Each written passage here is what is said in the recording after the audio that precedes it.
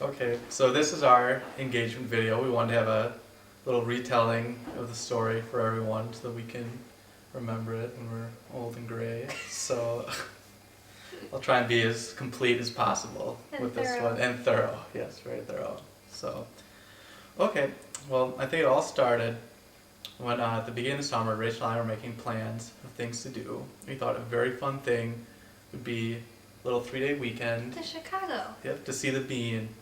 So, and that's when it kind of first started popping in my mind, like, hey, that would be a pretty fun time to get engaged. So, In August. in August.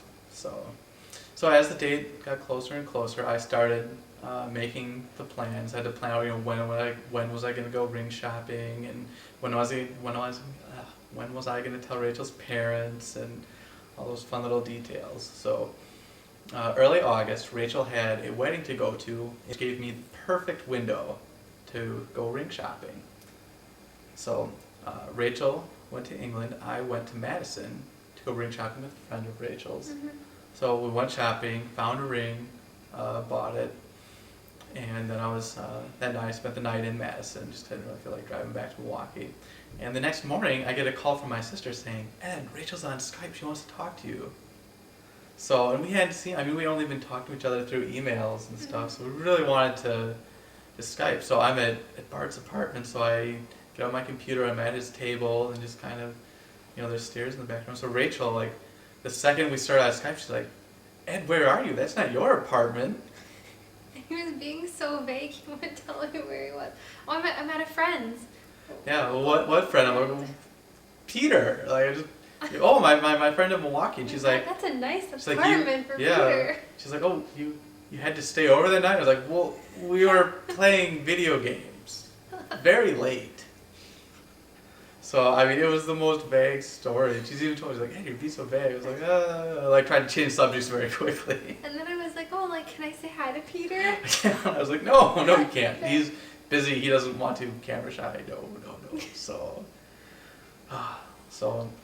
but anyway, so I got the rig, and then the next week, the next step was planning exactly how I was going to pop the question. So my idea was that since Rachel and I were in kind of a long distance relationship, one of the things that really kind of hallmarked our relationship was we wrote a lot of letters to each other, a lot of handwritten letters. So my idea was that I would have the waiter deliver a letter to Rachel at a fancy restaurant. We'd both be dressed up, and then I would get out of the table or booth and propose to her. And when Rachel had left for Europe, she had left me some letters. Because I had told her when I was little, my mom, when I'd gone out to camp, so the first time away from home, my mom had left me little letters to read at night, like, "Honey, I love you," and all these fun things. And Rachel had obviously thought it was a very good idea. He did. So she had left me a stack. She gave me about like 7 or 8 that she had written for me, and then there were 7 or 8 that I was supposed to write for her. So I figured I'd take the one that was on that very last day, which she'd be getting back the next day, and that would be my little engagement letter, if you will. So Rachel finally got back to the States, and so the week before we go to Chicago. So that week, I'm scrambling to get things done, get all the letters written. I called the restaurant, made the reservations, and kind of told the restaurant, "Hey, I'm gonna be getting engaged to my girlfriend. Can you help me out with this?" And they were very nice about it, and very natural and everything. So that was nice. So I got that all set up, and then I had to have dinner with her parents because I wanted to ask for permission. So that Tuesday of that week, I called her parents and I was, "Hey, can we get together for dinner?" And I have a feeling they knew what was going on because Rachel's mom right away is, I assume this is something we should not tell Rachel about. I'm like, yes, that'd be for the best. So that Wednesday night, I ended up having some dinner with Rachel's parents in Johnson's Creek. I think they told you. They were going out to dinner with my mom's friend Danielle from work for drinks, and I was like, oh, okay, have fun. Like, it's a Wednesday, but, Yeah.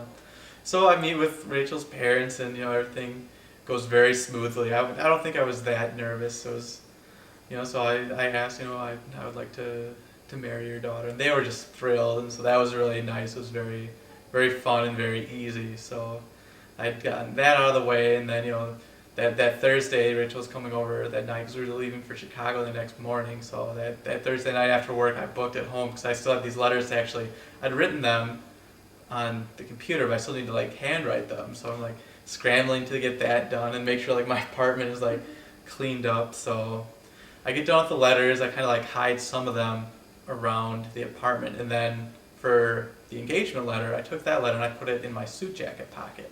Because my plan was I needed to get the ring and the letter to the restaurant, so I figured I'd just keep it in my suit jacket pocket the entire time. And when I told Rachel that I'll be wearing my suit to the restaurant, Rachel right away was, "Your suit? What? Are you sure you want to wear your suit? It's hot outside. It's gonna be so hot." She even called my sister and was like, "Your brother's gonna bring his suit.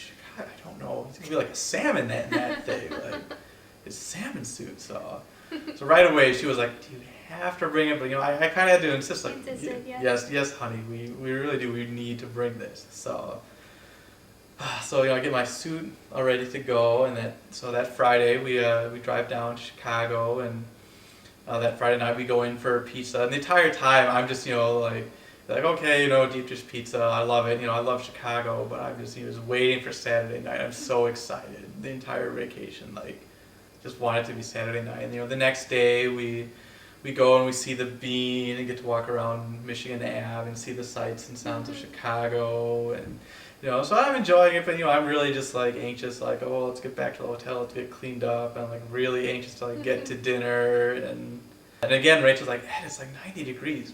Do you really need to bring this suit?" I was like, "Yes, I need to bring it." So we're back at the hotel, we're getting cleaned up and ready for dinner, and I'm checking out the suit, and I had like a box and the letter in my jacket pocket, but it didn't look right to me. So I go to the bathroom and I take the box out, and in the box there's like a little leather pouch that would hold the ring. So I take that pouch out, I put that pouch and the letter in my pocket. In this pocket. That pocket. And so then I leave, and we drive to the train and start taking the train to Chicago.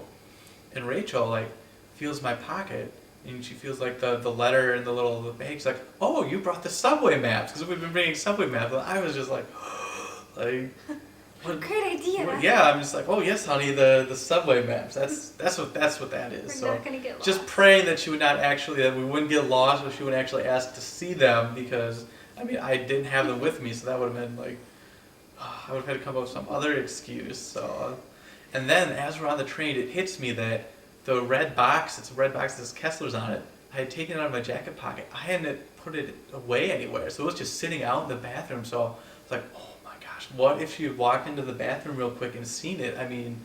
Maybe she already knows that this is coming, and she's just like playing nice to make me feel good. So I was just like sweating and just like so nervous the entire way that, oh my gosh, what if she already knows?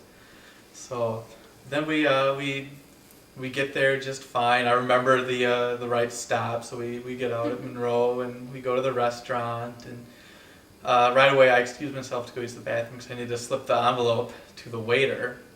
So I slip him the envelope, and he right away knew they had made a note on a reservation. So I get back to the table, and then we start looking at the menus, and the entire time I'm just trying to like play everything cool, and like trying to make sure that the conversation is like a normal conversation, so because I don't want her to suspect anything. And the entire time at dinner she seemed just a little bit quiet, so I was kind of nervous, like, oh, what if she already knows? So and then the entire time during dinner the wait staff kept walking by our table and giving us glances. Weird.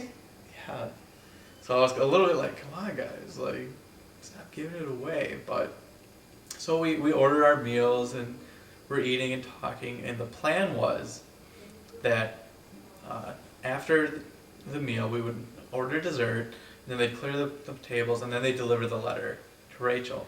So we're finishing up our meal, and Rachel's just, wow, that was a good meal. I'm kind of full. I don't think we should get dessert. We should just get going so we can see like the bead and stuff. I'm like, oh no, honey, we have to get dessert. I was very adamant, like, let's get dessert. She was like, oh, okay, fine, we'll get dessert. So ended up ordering some tiramisu.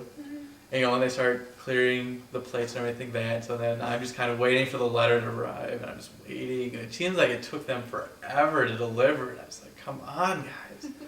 So finally they deliver the letter, and Rachel's like, what's this? And she's like, she kind of Getting opens all it nervous.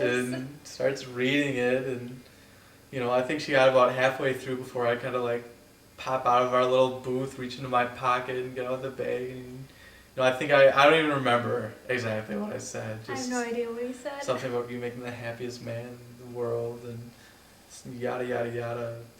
Will you marry me? I got that. So And I said yes. yes, she said yes. So, and, I was just so happy. And the rest of the meal, I don't think she ate any. No, They I brought the tried to dessert have and a said bite. congratulations, and I don't think either one of us was very hungry after that. But so it was truly amazing. So So, and then after dinner, we called my family. we were calling Rachel's family and Rachel's friends, and they were just like screaming on the phone, and everyone was so happy, and it was just so wonderful. And then my family, we actually had to wait a week later because we were meeting for our birthdays. So next week we had to tell my family in person, and that was so amazing. It was so nice. Everyone was so happy, and it was just truly, truly the best summer of my life. Is that it? I think that's it. Let me turn it off. Sure. Oh, Pablo.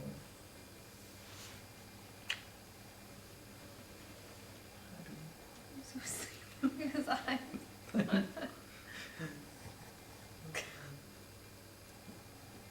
Kind of like I was the next morning.